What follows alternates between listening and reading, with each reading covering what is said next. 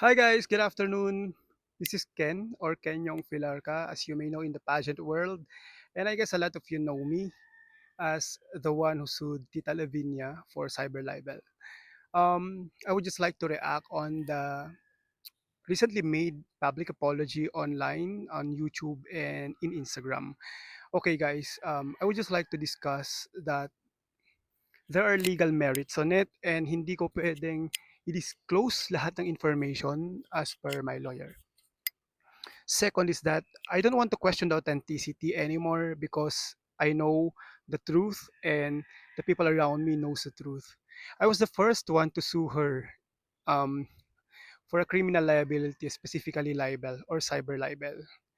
And it took a lot of courage since 2021 that I suffered multiple blind items kumbaga against me, yung mga posts. I don't know what was the real intention. Maybe di lang niya talaga ako feel. And during the time that I reacted, it's because it was too much. The blind item, guys, kahit po siya ay hindi nakapangalan, you may consult a lawyer. Pwede po siya maging libelous pa rin kung if it's identifiable by any third party. Gusto ko lang i-dismiss yung sinabi niya kagabi that I rumbled. Actually, I didn't rumble. It was a too long kasi na story from the 2021 to onwards 2024. So I tried to remember some of the important timelines or timestamps. So February 2021, when we first met during a press conference of a Binibini Filipinas candidate, way back that time, I won't deny that I was one of the followers and I idolized her that time. I was so surprised when I became a part of the blind item. Of course, I reacted, and there it started yung iringan. 2022, medyo lilo because I was one of the managers of the girls kung saan siya nagtatrabaho ngayon na team. 2023, this is worse kasi when I moved out from that team, grabe yung attack sa akin. I understand that she became an attack dog of that group against me. I also experienced yung sinasabi niya na trembling na hands na sinend ko sa kanya, sinigaw-sigawan ko, not because I wanted to do that. I would just like to clarify that she posted Julius of Pageant Nagis nung na-warrant of arrest and she included my name na wala naman akong kinalaman dun sa kaso na yon, just to make me feel like part of the scamming, ganyan. And I felt offended, really.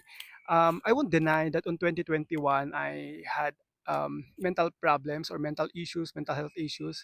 And I guess that was because I was financially down during that time. All my businesses closed and then ang dami kong financial issues. And I won't deny that fact because lumubog rin po talaga ako during pandemic. Come 2024, 2024 is something na alam kong nakabawi-bawi naman ako kahit papaano. And I don't get the point why na-involve ako sa sinasabi nag-email sa Miss World Organization. And I was posted multiple times on the IG story, mga mugshots, sinasabing scammer and everything, just because I said na kung ilalaban si Krishna again, dapat magpalit ng Q&A trainer for MUPH. So, yun daw yung trigger. Pero sa totoo lang guys, the war did not start during that time. It started a long time ago. I really kept my mouth shut for a quite long time. And I would just also like to explain yung part na bakit sa Ilocos ako nagkaso. Because noong 2023, when I should file the case, sabi ng Camp Karingal is that I should prove that I'm a resident of QC. So, my residence IDs are all in Ilocos. That's the reason why that I brought the case in Ilocos. To be honest, I was expecting for a sincere apology for something that, you know, mafe-feel ko talaga. But again, I'm not here to question the sincerity of the apology. I would just like to explain my side. And of course, maraming followers niya ang nagsasabi na I deserve daw whatever I'm going through. Just so you know guys that I'm very much okay. I'm not mentally ill, I'm mentally healthy, I'm financially healthy, I'm living my life so good. I'm enjoying everything that I have now. Naisip ko in the long run, kung manalo man ako sa kaso, mapakulong ko man siya, it's not really me who'll win. Sa totoo lang, ang daming nagme-message sa'kin na beauty queens, pageant handlers, pageant vloggers that are thanking me for stepping up, for doing this thing. And with the effort to say an apology or to post an apology, whether sincere or not, I appreciate.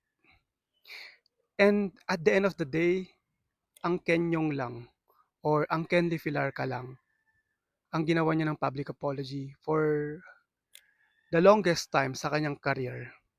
Kasi I do not remember anyone na pageant personality na nag-public apology siya. Whether sincere or not, again. And kung saan man po kami hahantong, kung saan man aabot ang kasong ito, only God knows.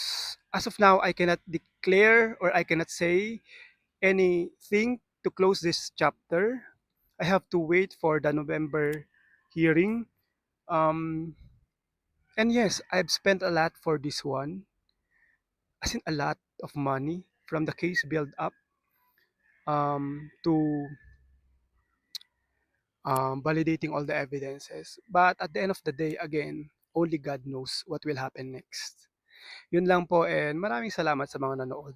Tsaka sa mga nagbabash sa akin guys, already lost weight from 86 down to 72 kilograms. I-update nyo na po. Hindi ko na kailangan ng filter. Bye-bye.